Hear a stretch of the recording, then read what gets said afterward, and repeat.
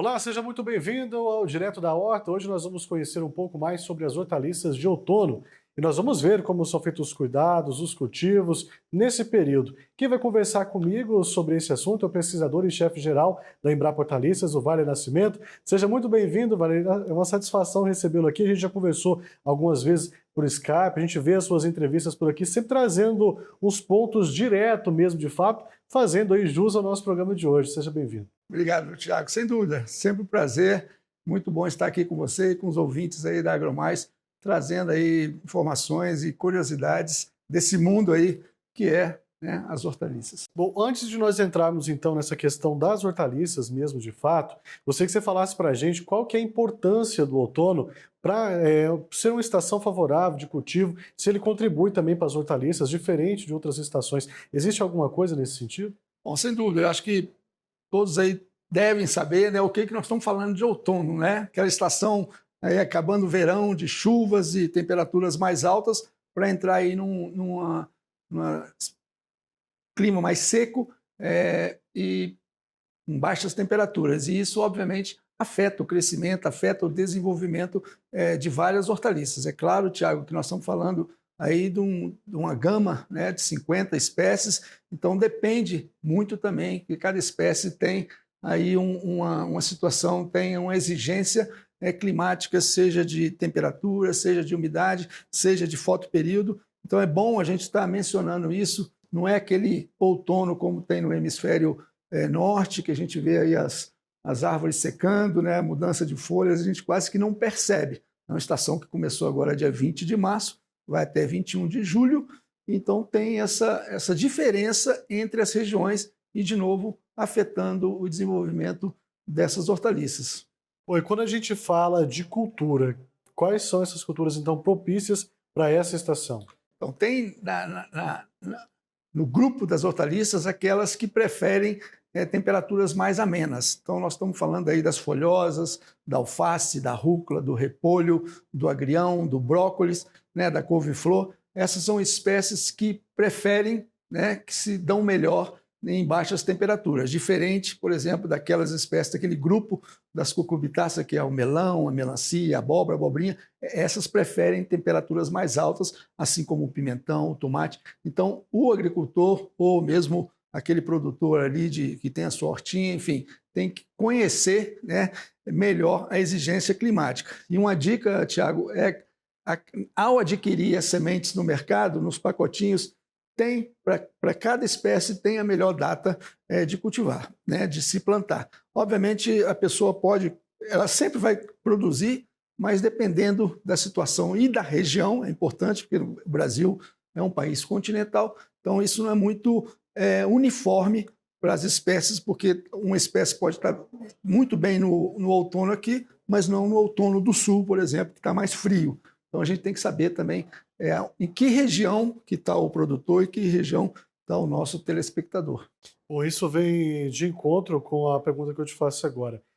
Não só nas hortaliças, mas em qualquer tipo de cultura, é imprescindível o produtor sempre fazer o planejamento.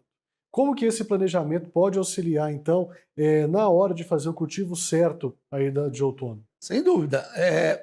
Esse planejamento depende também do tamanho, né, que nós estamos falando do agricultor, se ele vai colocar aquela produção no mercado, então ele tem que ter um planejamento também de mercado, mas se a gente está falando aí de um pequeno produtor ou mesmo de uma pessoa que usa isso como hobby, enfim, lá na sua casa, no seu quintal, então ela tem que planejar, né, qual a variedade principal, viu, Tiago, é a cultivar, porque existem cultivares propícias ou próprias para o inverno e próprias para o verão. Então, essas do inverno, elas vão muito bem no outono e, diferentemente, elas não vão bem no verão, porque elas não toleram temperaturas, não toleram algumas doenças que ocorrem numa determinada época do ano. Então, o primeiro planejamento, né, além do que a gente falou de mercado, é saber qual a variedade mais propícia para aquela região. Agora nós estamos falando dessa estação outono, mas para essa região. Então, tem agrônomos, tem aí várias publicações da Embrapa que identificam, que indicam, né, quais as melhores variedades, porque nem sempre o melhor repolho do outono vai ser o melhor repolho plantado no verão. Depende muito da variedade. Sem dúvida. Agora, Vale, você falou uma coisa interessante lá no início da sua fala, que o produtor ele tem que observar muito bem a situação de questão climática, como está o clima na sua região, se está mais seco, se está mais frio, a situação que ele se encontra. Agora, um outro ponto importantíssimo também, solo. Como é que esse solo vai contribuir também no sucesso dessas hortaliças aí de outono? Bom, o solo, Tiago, é o alimento das plantas, né? Então, esse solo ele tem que estar bem, né, nutrido, bem adubado, é um solo com a textura mais, digamos, friável, ou seja, mais mole. Com isso, ele mantém a umidade melhor, com a microflora, com o micro-organismo, enfim. Então, tudo isso também o produtor tem que observar. Nas hortaliças, com raras exceções, boa parte da produção se utiliza irrigação. Então, é diferente da soja, do feijão, do milho, de grandes culturas. Então, não temos muito essa preocupação, porque o produtor, pensando em cultivar hortaliças, obrigatoriamente ele tem que ter irrigação. Então, nós já falamos um pouquinho de temperatura, água, e a nutrição ela é imprescindível. Embora as hortaliças tenham um ciclo curto, 40, 50, 60, 70 dias, então nós temos que ter um solo bem nutrido, porque a planta exige rapidamente essa nutrição. Se o agricultor aí na gíria vacilar ou bobear, ele não vai produzir bem, porque o solo está com baixa fertilidade. Ou seja, nós estamos falando de adubo químico ou adubo orgânico, esterco, compostagem, enfim, o que ele tiver na propriedade para ajudar, para melhorar não só a estrutura, ou seja, qualidade física, mas também a parte química, né, de nutrientes que a planta vai puxar, que a planta vai exigir para ela desenvolver e formar o fruto, ou formar a cabeça de repolho ou o pé de alface. Bom, quando nós falamos de época de chuva ou de sol muito escaldante, que já é mais a parte do verão, a gente sempre trabalha com aquelas questões do cultivo protegido, né? Eu, nos meus tempos de repórter, tive a oportunidade de conhecer aqui no Distrito Federal algumas propriedades, acompanhados aí pela Embrapa, também pela Emater do Distrito Federal, e a gente vê também, Vale, que existe essa dificuldade do produtor saber, não, aqui eu preciso de proteger, aqui eu posso tirar porque eu preciso de mais luz solar. Como que se adequa essa questão do cultivo protegido nessas hortaliças de outono? Isso é uma ótima pergunta, né? O cultivo protegido, você muda, né, o clima na sua propriedade, ou seja, quando você seja um cultivo protegido mais intenso, mais tecnificado, né, com tecnologias de plástico, de sombrite, de telas antiafídeis, enfim. Mas o produtor pode ter uma coisa mais rústica, né? Então, o cultivo protegido, como o nome diz, ou você protege de pragas e insetos através das estruturas, ou você protege, né, do guarda-chuva, ou seja, de menos chuva. E, claro, no cultivo protegido, seja ele se for mais tecnificado ou não, você também consegue regular ou adequar melhor a temperatura com a exigência da planta. Então, aí independe se nós estamos falando de outono, que é o tema do programa, mas do verão, do inverno, o cultivo protegido, você pode estar produzindo lá qualquer espécie, em qualquer região, teoricamente falando, qualquer espécie em qualquer região, de qualquer época do ano, porque ele vai ter as mesmas condições que você gostaria de ter, porque você pode aquecer, você pode esfriar, vai depender da tecnologia que você usa. E o cultivo protegido é para isso, né? Evitar chuva, evitar frio, evitar a entrada de insetos, pragas, evitar a entrada de doenças. Bom, quem está em casa provavelmente já está tendo a mesma dúvida do que eu quando se fala de pragas. São as mesmas para todas as estações ou elas mudam também aí em cada época do ano? Legal, isso é legal. Quando se fala em hemisfério norte, né, que tem neve, né, ou que tem baixíssimas temperaturas, você quebra o ciclo do inseto, né? Então, a própria natureza reduz, minimiza a incidência de pragas. E no verão, aqui no Brasil, em condições tropicais, Thiago, nós estamos falando de maior incidência de pragas, né? Está aí um exemplo, não é praga de plantas, mas está aí, né, o mosquito, a Aedes aí, da dengue, que ele se multiplica mais, né, numa intensidade maior, em condições principalmente de maior temperatura e também de chuva. Então, a tendência agora, Tiago e os ouvintes aqui, é uma redução, né, das pragas, da boa parte delas, né? Frio e seco, ou seja, a maioria delas não gostam muito dessas condições. Então, a tendência é reduzir. Mesma coisa vale para as doenças também. É claro que a gente tem algumas exceções, tem algumas doenças que ocorrem com maior frequência em cultivo mais seco, né, ou baixas temperaturas. Agora a gente no inverno, entrando no inverno, começa aí essas nuvens baixas, né? Fugiu o nome aqui, neblinas. Isso afeta também, comete algumas doenças, mas no geral, outono e inverno, a ocorrência de pragas e doenças é menor quando comparando aí com primavera e verão. Tá certo. Nós estamos quase encerrando esse primeiro bloco aqui da nossa conversa, mas eu preciso te perguntar também como é que a questão de manejo vai contribuir para o combate dessas doenças, porque elas diminuem, mas aquele cuidado com o solo que você falou na sua resposta lá atrás vai influenciar diretamente nisso, né? Sem dúvida. É o que acontece com a gente, né? Você se lembra aí quando na epidemia, né, do Covid, todo mundo tinha que comer mais hortaliça, tinha que ficar mais imune, tomando, né, mel, enfim, vitaminas. E a planta também funciona assim. Então, uma planta bem nutrida e, obviamente, um solo bem nutrido, ela fica mais tolerante, né, com relação, principalmente a doenças. Praga, nem tanto, né? Mas é sempre interessante ter esse balanço, que é o que os colegas da agricultura orgânica, né, preconizam, com essa coisa de uma planta bem nutrida para você minimizar, né, a aplicação de algum produto. E a mesma coisa com a gente, com remédios, né? Se você está bem forte, está sadio, você não precisa ter tanto problema com doença. A partir do momento que você enfraquece, sua imunidade cai, você tem que aplicar algum remédio. Mesma coisa para a planta. A planta está doente, você tem que aplicar algum defensivo, que é o remédio, quando precisa, né? Tá certo, a nossa conversa está muito boa, mas eu preciso fazer um intervalo rapidinho, então já já eu te aciono de novo. E você de casa, não saia daí, já tem mais Direto na Horta para você aqui no nosso canal AgroMais. Nós vamos conhecer um pouco mais desse manejo das culturas de hortaliças aí no outono. Eu volto já.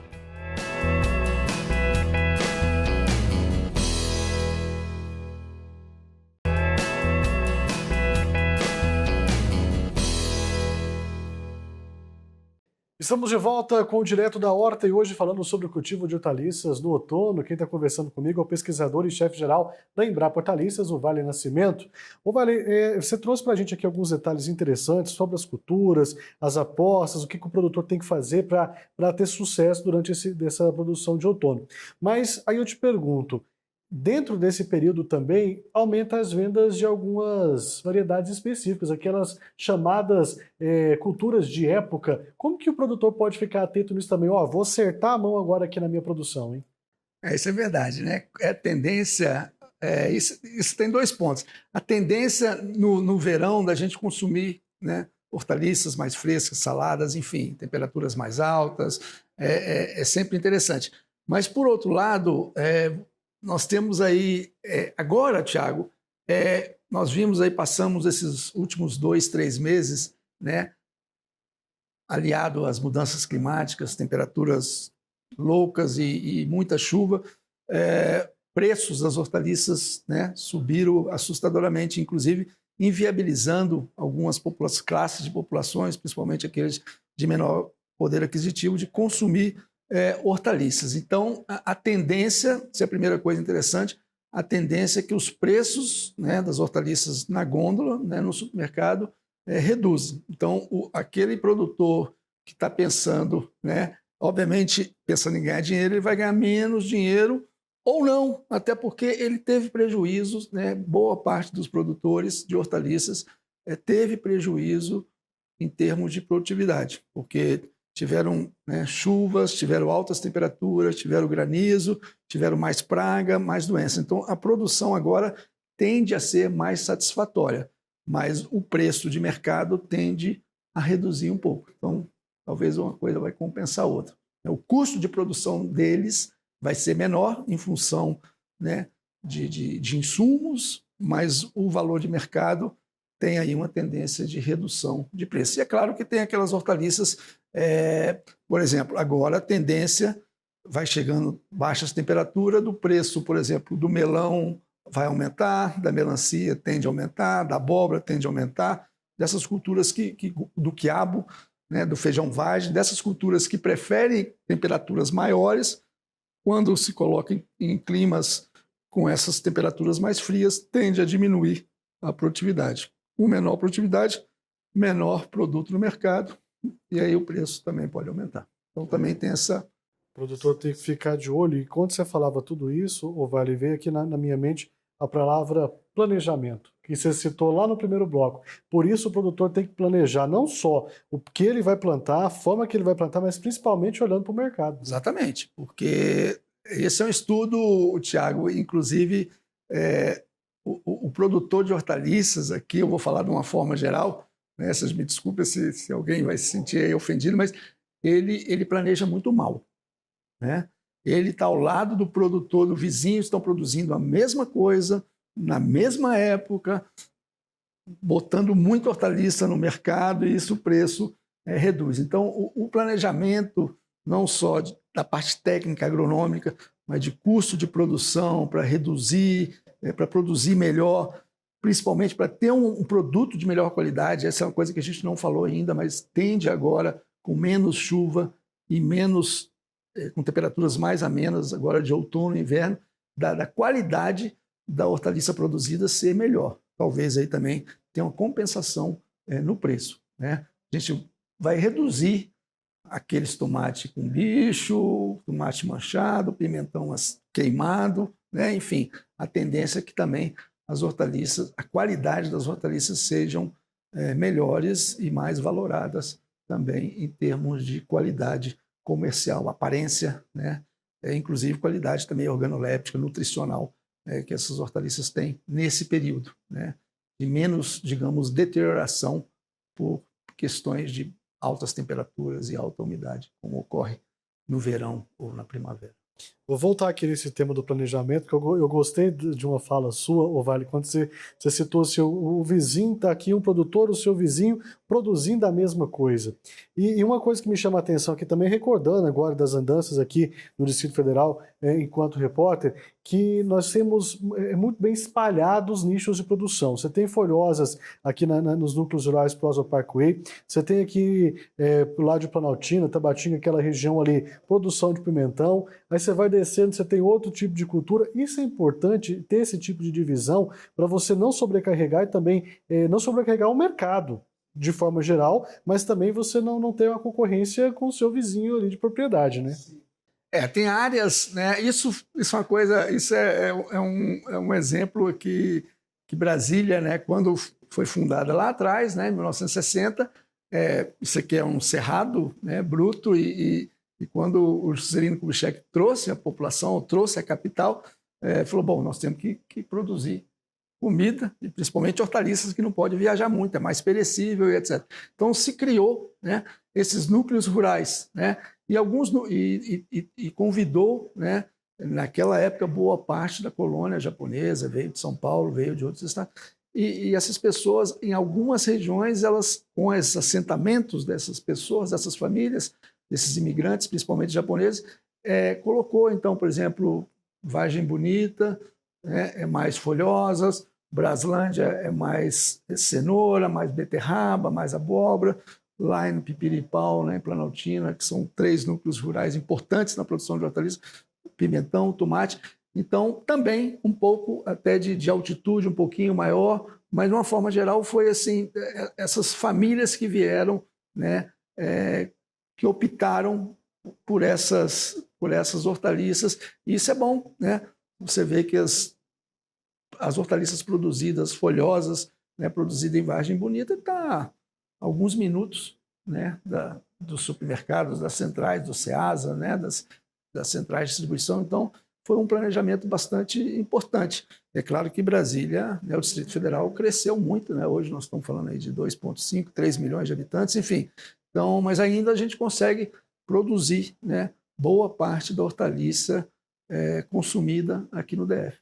Essa é uma coisa que a gente não falou, viu, Thiago? Mas o consumo de hortaliças no Brasil ele é muito baixo, né? O brasileiro consome muito pouco hortaliças, né? Em épocas então de inflação, preço absurdo, né? Essas hortaliças algumas vezes estão um preço aí de uma carne até de primeira, né? 1 quilo de tomate vendido a 20, um pimentão a R$30 o quilo. Isso é um absurdo, né? Então essas pessoas de baixo poder aquisitivo não têm acesso econômico, né? De acordo com a Organização Mundial da Saúde, né, o Brasil consome apenas 1/3 do que eles preconizam diariamente, 400 gramas. A gente consome 130, 150 gramas pessoa dia. Isso é muito pouco. E nós estamos falando de vitaminas, sais minerais, fibras, antioxidantes, né, e principalmente para essa população de baixa renda. E o que está acontecendo? Estão consumindo mais ultraprocessados. É o salgadinho, é o macarrão, é o chips, e aí nós estamos com problemas, inclusive, em doenças, em crianças, obesidade, hipertensão, diabetes. Pessoal, vamos consumir mais hortaliça. É isso aí. Para a gente já caminhando aqui para o final da nossa conversa, eu queria que você desse para a gente umas dicas de colheita e de armazenamento. Armazenamento nem tanto, porque geralmente hortaliça já tem que colher e levar para venda. Mas existe também algum tipo de armazenamento para isso, que o produtor consiga segurar um pouco mais sua produção? Isso é muito importante, né? A gente tem conversado isso e observado nas diferentes cadeias produtivas de hortaliças no Brasil. O Brasil é um país, né, continental, e você vê aí um tomate sendo produzido em Minas e ele viaja 10 dias num caminhão aberto para Manaus. A gente costuma falar que ele colhido verde e chega lá ketchup, né? Enfim, mas é complicado. Então, diferentemente de outros países, né, que se utiliza muito a cadeia do frio, né? Nós estamos falando de hortaliças que são altamente perecíveis, principalmente as folhosas, então tem que ser rápido. É claro que a gente está, de novo, entrando no outono e inverno, temperaturas menores, ou seja, você não tem tanto problema, mas mesmo assim, quem puder, né, esse pequeno produtor, já retirar rapidamente a sua hortaliça ali do campo, do sol, ter sombrites, ter um packing house ou um galpão para ele armazenar, mesmo que não tenha refrigeração. O ideal é que se tivesse refrigeração, o ideal é que tivesse caminhões refrigerados, como tem na cadeia de lácteos, de carne, enfim. Mas isso custa, a gente sabe, mas a gente tem que avançar na cadeia de frio. E não só os produtores, viu, Tiago? O supermercado também. A gente observa, mesmo aqui em Brasília, que é uma capital, que um poder aquisitivo alto, e a gente vê a baixa qualidade das hortaliças em boa parte dos supermercados, hortaliças armazenadas ou expostas na gôndola sem refrigeração. Às vezes, dependendo do supermercado, eles até desligam a refrigeração à noite para economizar energia, e a gente consome aí hortaliça de baixa qualidade. O produtor produz uma hortaliça de alta qualidade e ela passa por transporte, manuseio, no Ceasa, num outro supermercado, até chegar na venda lá da comunidade, ela chega deteriorada, né? Então, cadeia de frio é importante, o manuseio é importante e, claro, essa coisa da qualidade do produtor, aliado ao clima. Mas, de novo, graças a Deus, a gente está reduzindo aí chuva, reduzindo temperaturas, então acho que a qualidade tende, como eu já mencionei, a ser melhor. E é claro, nós temos hortaliças que diferem um pouquinho. Quando a gente fala de hortaliças mais secas, então ela tem um shelf life, né? um período de prateleira melhor. Uma beterraba, uma batata doce, uma batata, uma cenoura, uma abóbora, do que quando a gente fala aí de um alface, de uma rúcula, de um agrião, né? De uma selga, que aí sim precisa de um manejo melhor e, claro, uma refrigeração ou mesmo uma aplicação ali diária, né, de vapor d'água, para que ela diminua a respiração, para que ela se mantenha mais tempo e o consumidor consegue um produto de melhor qualidade. Sem dúvida nenhuma. E para nós encerrarmos, nosso tempo já está vencendo, mas como todos sabem, a Embrapa realiza diversas pesquisas, traz aí sempre novidades para a gente, e uma delas é um livro, né, contando aí as 50 hortaliças, como comprar, conservar e como consumir, e como o pessoal pode ter acesso a essa obra aqui. Isso é só entrar no site da Embrapa ou no nosso saque, né, saque@embrapa.hortalicas.br, e a gente fornece isso gratuitamente, né? Isso é muito interessante, principalmente para o consumidor, né, deles escolher melhor, como o nome diz, como comprar, como conservar. Algumas hortaliças você pode deixar fora da geladeira, outras hortaliças você tem que ter na geladeira, e claro, como consumir. É um programa que nós temos, né? A hortaliça não é só salada, você tem 1000 pratos, né, de doces, de suco, enfim. Então, aquilo, Tiago, que a gente chegar no supermercado e quebrar a ponta do quiabo, ou quebrar a ponta... Isso não pode, porque se você quebra, o próximo vai comprar ele quebrado. Então, tem maneiras, tem dicas melhores do que você ficar estragando, né, ali e mexendo. E cada vez que você mexe na gôndola do supermercado, você danifica um pouco, né, de fissuras, de dano mecânico, e isso vai afetando a respiração dessas hortaliças e vai reduzindo a qualidade do produto.